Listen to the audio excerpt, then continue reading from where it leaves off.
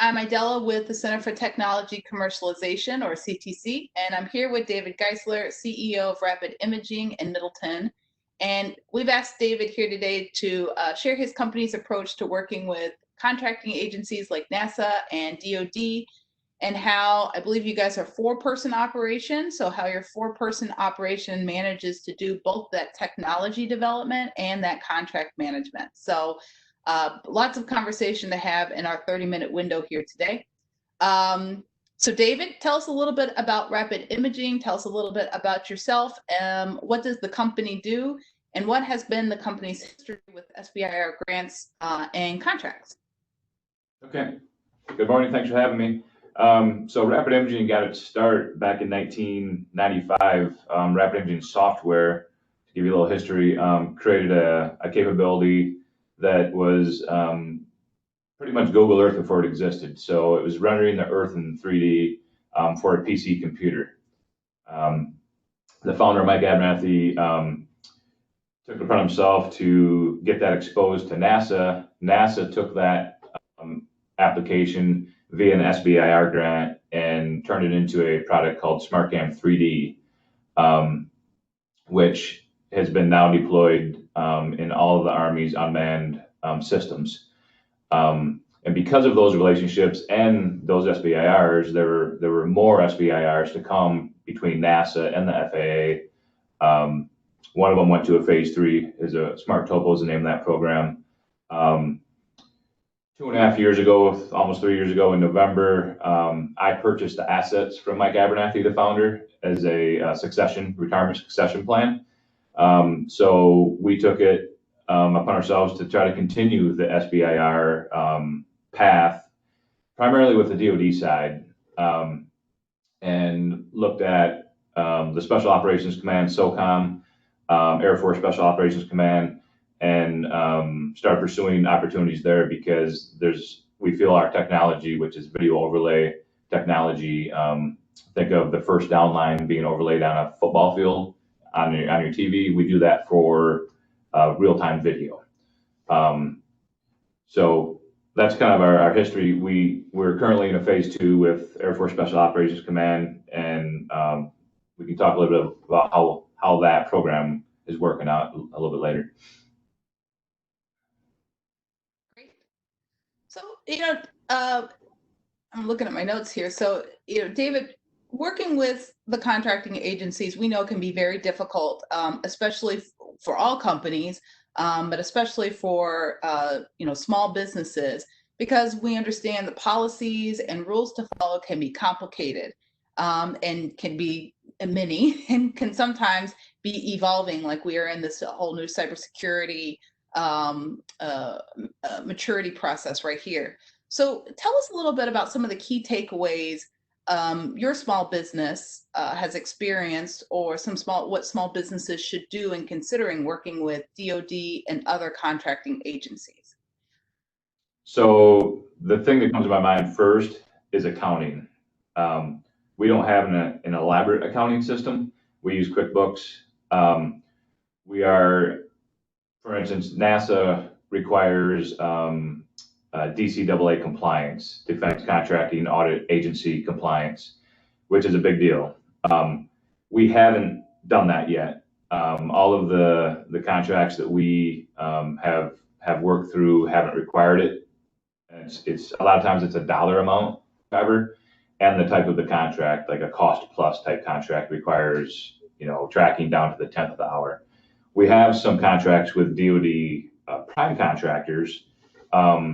But the way we deal with that is it's a GSA rate, an IT rate. So they have already existing established labor categories and rates. So we don't have to do that yet. Now, what I'll say to that is it could be any day that we have to become DCAA compliant, depending on what kind of opportunities we win. And there are consulting firms out there that will walk you through the entire process of becoming compliant within like QuickBooks. So we were petrified of that scenario until we talked to a consultant and found out that it really wasn't that bad. And then kind of Before you go back on to the next topic, let's define some terms here. So you talked about having the GSA rates, having some compliance considerations when you're contracting with the primes, the DCAA compliant, and then of course accounting and accounting with QuickBooks. So let's just go back and kind of break some of these things down. So when you're talking about some of the accounting concerns, tell us 2 or 3 things that have come up, not just in use of QuickBooks, right? But the things that you have to manage, how you have to consider when you're setting up some of these accounting best practices, especially I imagine you get audited at the end or maybe even the beginning of your contract. So let's start there and then we'll break down the other things. Yeah, so I think one of the key things is preparing for the audit, right, from day one. So what we did before the cloud existed is we would have a binder that represented that program with, timesheets, invoices, purchase orders, anything associated with that program, we would have in a binder. So if the auditor showed up, we could hand them the binder and say, here's the story. Now, nowadays with the cloud and with internet, you can kind of do that via them coming in and looking at your QuickBooks system. Time cards seem to be, it's not something that I've had to do in quite a long time, but we have to do it for some of these contracts. And you'd think it'd be an easy task, but getting people to fill them out and filling them out myself even seems to be a problem. So having systems in place that will make that easy, and we found an online time tracking app that we use, and it basically prompts you every time you move your mouse on a computer to make sure you're tracking that task.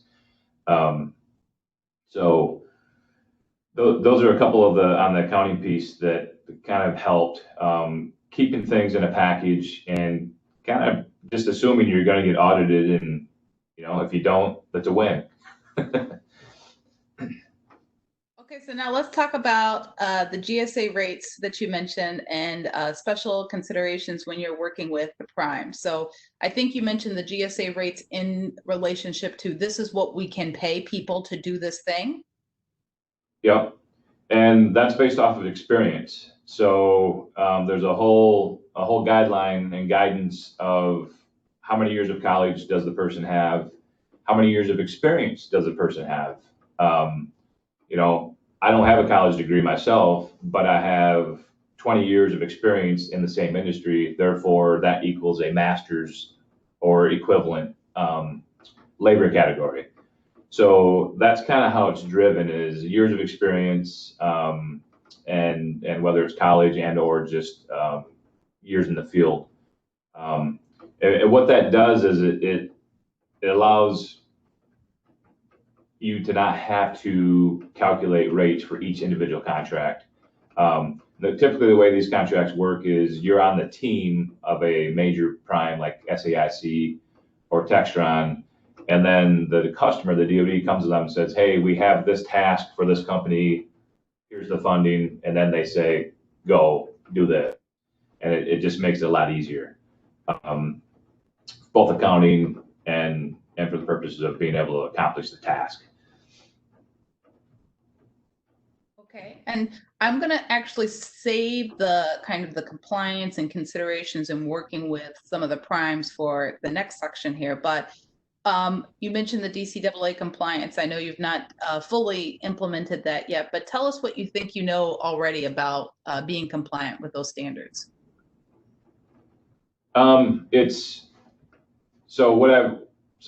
I'll say is the 15 years before I took over the operation and started doing research on this, it was a DCAA was a word we never ever used because it was scary. And Mike, the founder, had a reason for that. He had a DCAA auditor come in and basically scare them very badly into thinking they were going to have to shut down their business back in the early NASA days. So I understand why it was traumatic for him, but with technology and with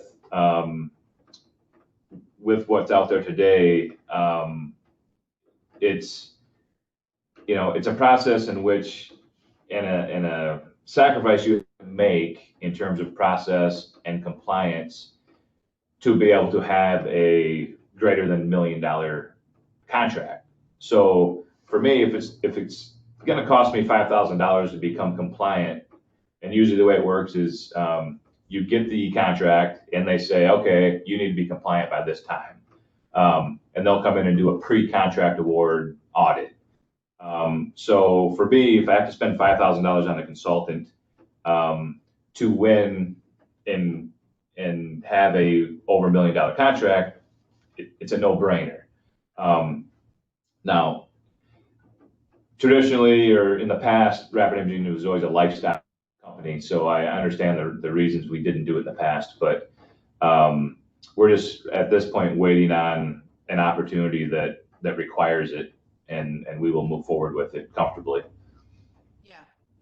And just for those who watch this, I know we've talked about some TABA funding, the technical and business assistance funding that you can get as part of your SBIR phase 1 or phase 2 application. There's different amounts, and different agencies and different components within DOD, for example, have different awards rates for what that is. I know you've not used that, but for everybody else, it is something that can be considered and can help you be compliant for some of these policies moving forward. So, okay, so now let me switch gears here for a minute and talk a little bit about working, how to protect your idea. We had a good conversation about IP considerations and protecting your idea when working with the contractors, both in the SBIR program, because there's definitely some resources, some protection resources within the SBIR program that are different from other contracting opportunities that you might have. So tell us a little bit about how you've navigated and what you've come to understand.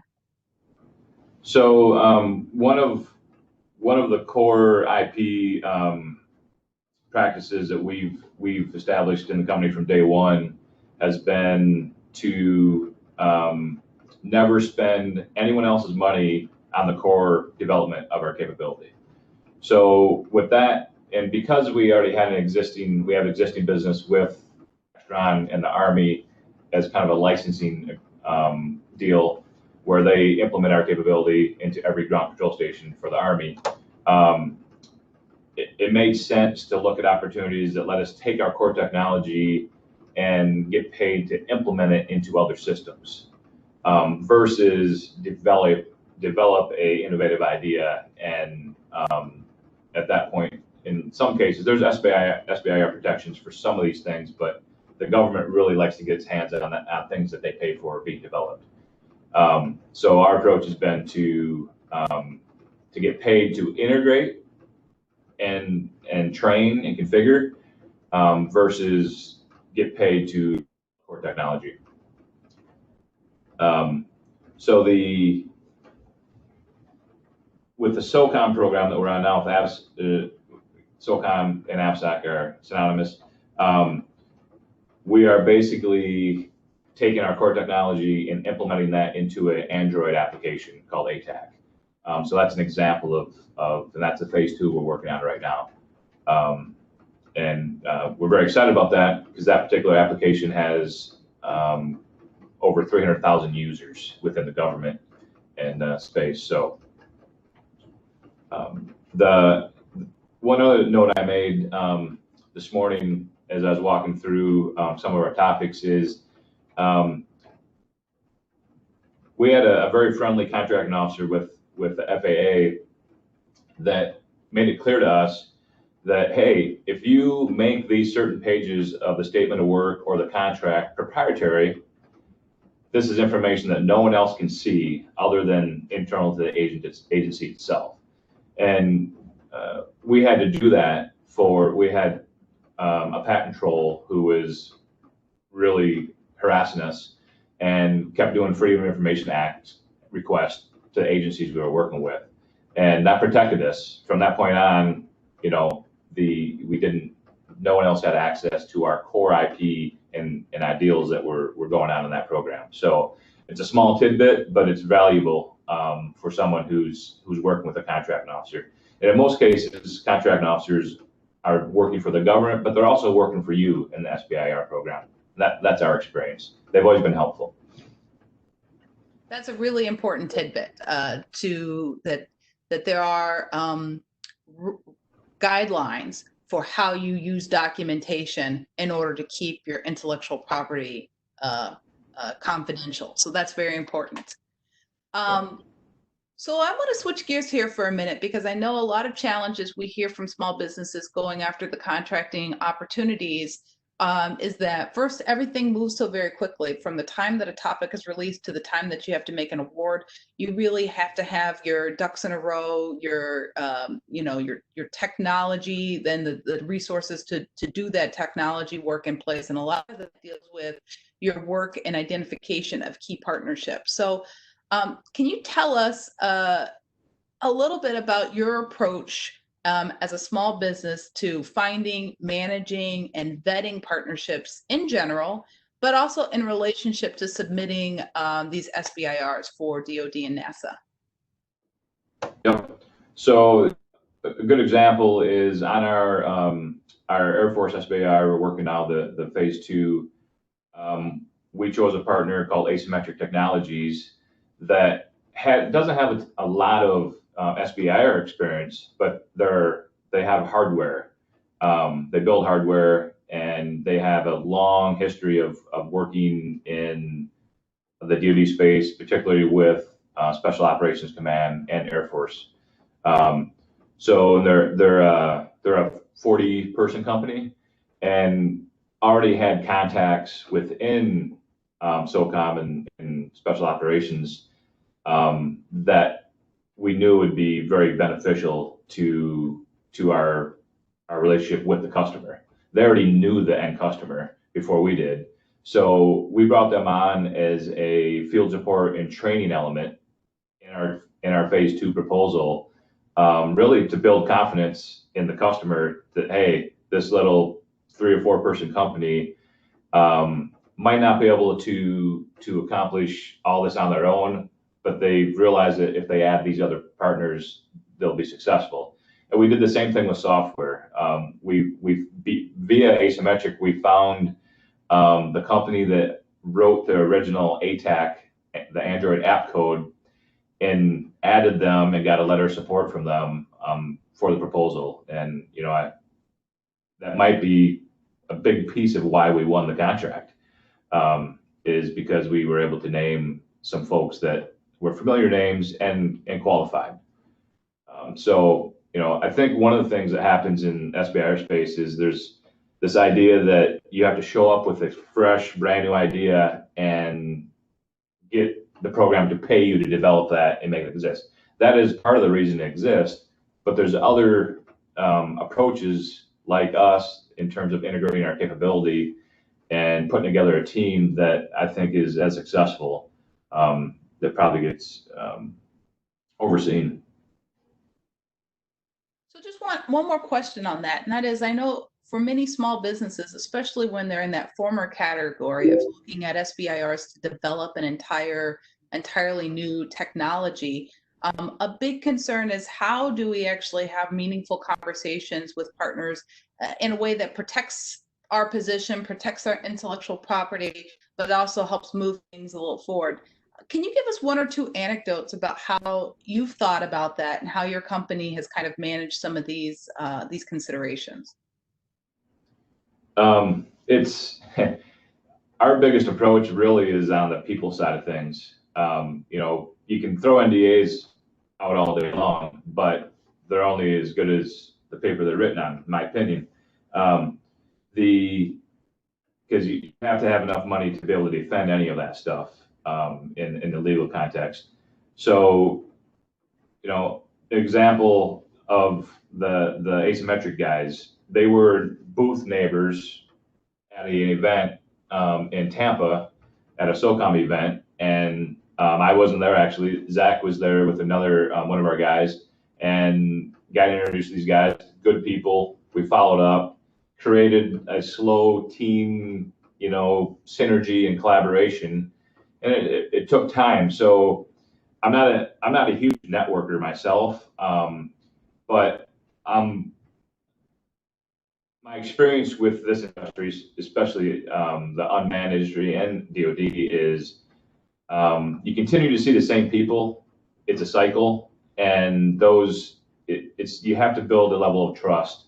And in a lot of ways, you can kind of see identifiers of that is look at the company and see how they operate, and look at kind of their strategic direction, because you want to make sure it makes sense and not try to force a relationship with a partner. You might think that Boeing would be a good partner because they make airplanes and your widgets used in airplanes, but it might not make sense at all. One of the other approaches on partnerships that we've taken is we haven't really focused on a Boeing-like partner. We've looked at the 40 to 200 employee companies who are trying to get from, let's say, maybe they're a $20 million a year company trying to get to 100 or 200 million. Well, they are looking for things that will help them build their portfolio of capabilities. Great, that's excellent. You mentioned Zach, so I'm going to go ahead and switch gears here to talking a little bit about some of your novel experiences working with the DOD SBIR program. So as compared to some granting agencies, DOD or even NASA SBIRs may seem unattracted from the dollars point of view, but tell me why your company has pursued these R&D dollars. You mentioned integration, but at $150,000 for phase one, sometimes that's not as attractive as an NSF $225,000+ to do that technology work. So tell us a little bit about your approach, and then some interesting stories that you've had in working with the DOD SBIR program. I know you've had a good one for like the AFWERK, the Air Force Pitch Day experience. Yeah. So one thing that we have a small team. And in most of these proposals, you might not be held accountable for your time, but you have to have a budget for your proposal that says we have these people working on these things, and we need this money for this. So $150,000 goes a long ways when you only have 3 people. And the other piece is because we're focused on integrating existing IP for most of these proposals. It's something we've done already. It's just a different deployment, if that makes sense. So think of a Windows operating system, and then you integrate into a Linux operating system. You might be required to have a Linux programmer for that, but you're not creating a new technology and requiring 3 PhDs to be on staff to accomplish this. So we found the whole integration path of core IP to kind of work well with the kinds of funding that exist. And then the other piece is that money could be used to help build your team. Let's say it's a $100,000 grant. Well, you need this person to really accomplish the task you need to accomplish. So you might be able to add a person, and just everyone else comes out of IRAD funding if you have it. We've had a very good experience with a new program called Air Force Pitch Day. And it's a great story because Zach, who's my VP of operations, had 0 defense experience. And we did a 15-page, a 15-slide proposal to these folks. There's 179 companies. It got down selected to 60.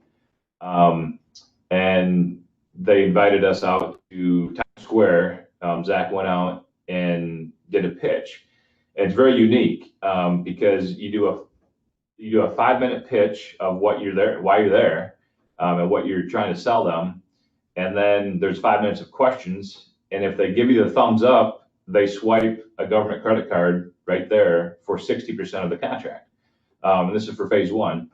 And everything from that point to where we're at now in phase 2 has been a streamlined SBIR approach. And I think, it's not the same as the OTA scenario, but they're trying to streamline it as much as they can. And, there's growing pains. One small complaint on that is they almost try to make it too investor VC-like. But I think they're working through all those quirks because, it's hard to fit all the companies into that scenario.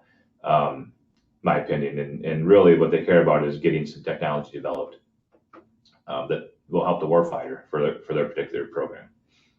That's a very cool story, and I've heard more about how they're trying to be innovative and working with small businesses, both through the SBIR program, but also through other kind of contracting programs there. So it's really great to hear how expedited that experience was for you. But also important to know, how well you're communicating what the value of your technology or integrating that IP into something that component really needs. And so this was a little off script here, but before Zach did that and with no DOD experience, how did he go about creating that argument, doing that competitive research to create that argument for that agency without even, knowing so much about the component? So we had a little help, not a lot, but we've worked closely with an organization called Bunker Labs, which I'm sure you guys have heard of, which is a veteran program, and they basically gave us the lead, and then from there we looked at, okay, what are the circles around this in terms of agencies and organizations and the end product. We were fortunate enough that in the proposal request, they were looking for modules for the ATAC, which is the Android application. So we were then able to go out and say, all right, well, who's using ATAC? Why are they using it? What are they using it for?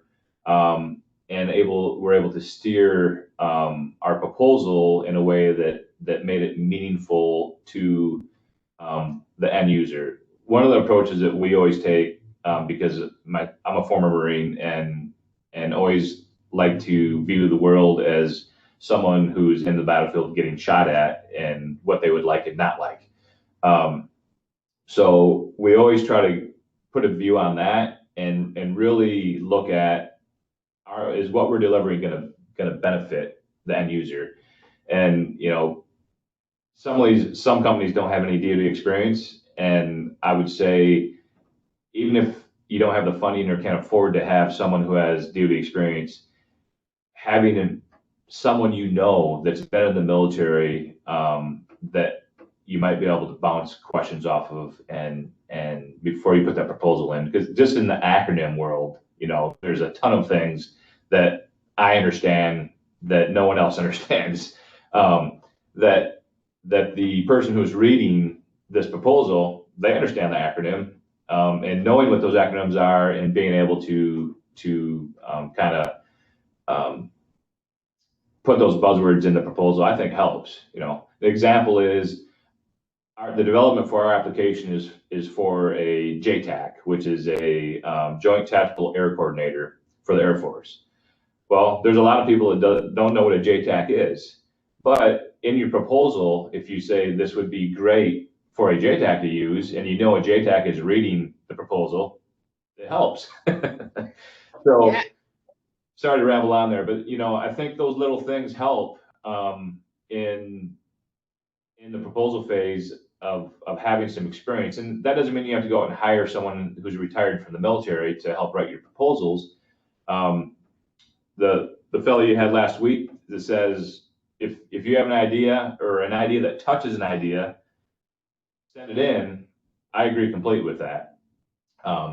But understand the space and maybe being able to use some terminology that you think the reviewer is familiar with, I think benefits the proposal.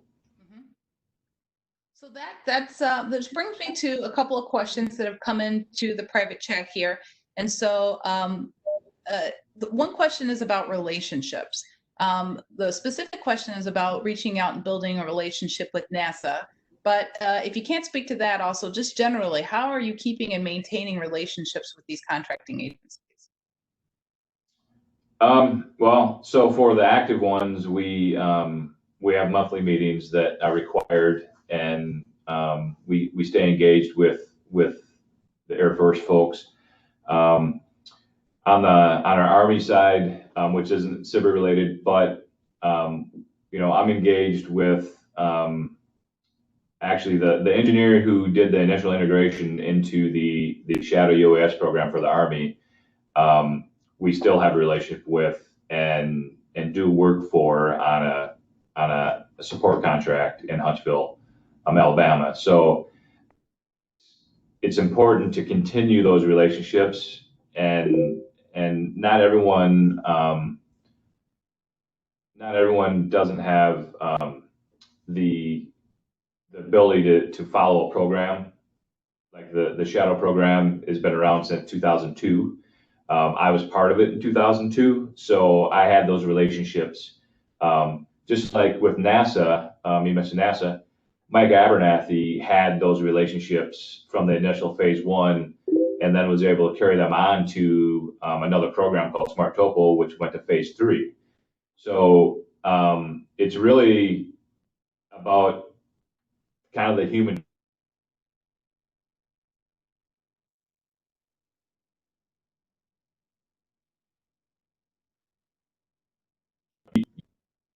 these people, really, to establish levels of communication, even if it's a program level of, hey, it looks like the Army's gonna establish a new drone program.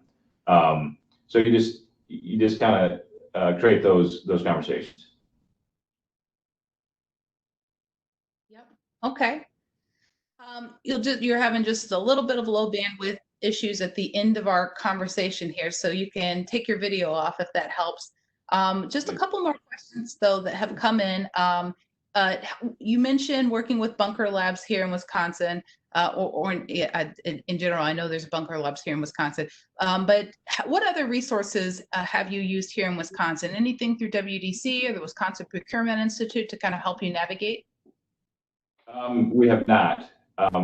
Not for any particular reason, just more of a bandwidth issue, and having worked with you folks, you know, we're now exposed to some of those other opportunities and resources, and we'll be looking at what we can do with them. And Brian, do you want to ask your question? Yeah, sure. So mine is just more getting at maybe the spirit of the question is about the challenges going from your SBIR project to actually getting a purchase order. Like, what are the challenges of crossing that bridge? My understanding is that even though it's a DOD, it's a contract project, it's not an automatic lock that you would actually get a purchase order. So that's kind of what I'm trying to get at with that question. Yeah. So getting the purchase order is an interesting question, and the hardest, in my opinion.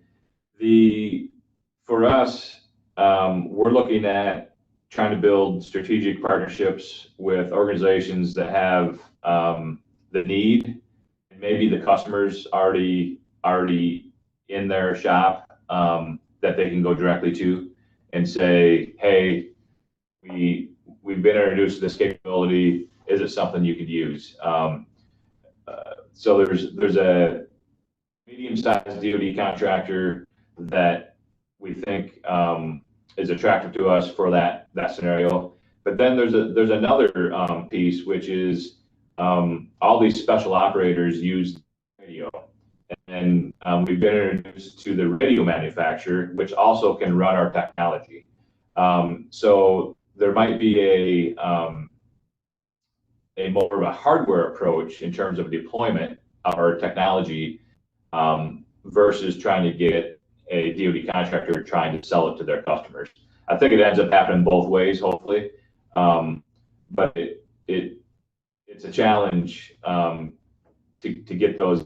And what we've chosen to do is kind of try to find the contractors that we think we provide value to based on their strategic plans and who they have as customers. You know, if the Army's using this capability and the Air Force isn't, we're going to go look for partners that are dealing with the Army versus the Air Force. Great, thanks.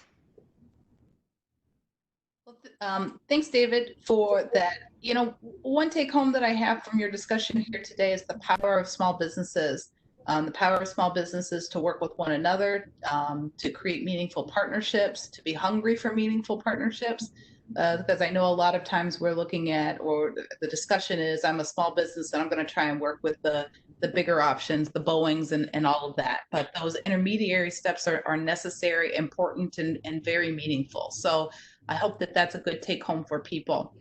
Before we end this, I wondered if you had any final comments about the SBIR/SBIR world and working with contracting agencies. Any advice for other small businesses who are looking to pursue these options? I think we've, because of SBIR, our company exists. I'll say that. You know, it's where we start, and if people look at that, so what I've seen in the past with some organizations is they actually get stuck in SBIR world, where everything they do and all their bread and butter is in getting grants. And for some research-oriented institutions, that's appropriate. But I look at it as a different approach of how do we build our company and grow our company, whether it's people and or capability, by using the mechanism and the funding to continually to grow the capability. So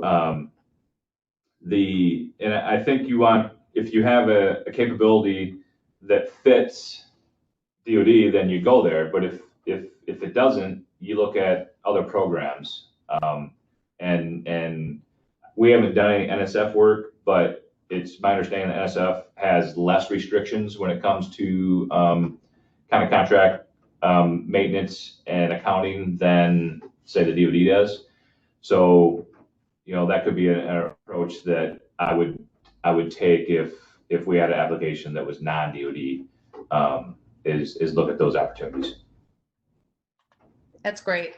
Well, for those listening, I want to put a special plug in for June 18th. We'll be working with a service provider out of Michigan who's well established nationally and helping clients put in competitive proposals for across a variety of agencies. Our focus on June 18th will be the Department of Defense. So join us for this free webinar opportunity. And for now, I'll say thank you to David for all of the wonderful insights that you offered about some of the operational challenges and opportunities in working across the SBIR program, the DOD contracting, and the contracting opportunities. The Center for Technology Commercialization is Wisconsin's free resource for SBIR support, and we do manage a number of grants and programs helping small businesses and entrepreneurs consider, compete, and win SBIR/SBIR funding. Like I said, the DOD pre-release topics are out now, so this is the time up until about June 2nd, I think, to try and see and talk with a TPOC. If you are curious, now is also the time to reach out to CTC and let us help you prepare for an agency conversation and get ready for a proposal. And with that, I'll say thank you, and I will end this quick chat. Thank you so much, David. Thank you. Have a great day. You too now. Bye-bye.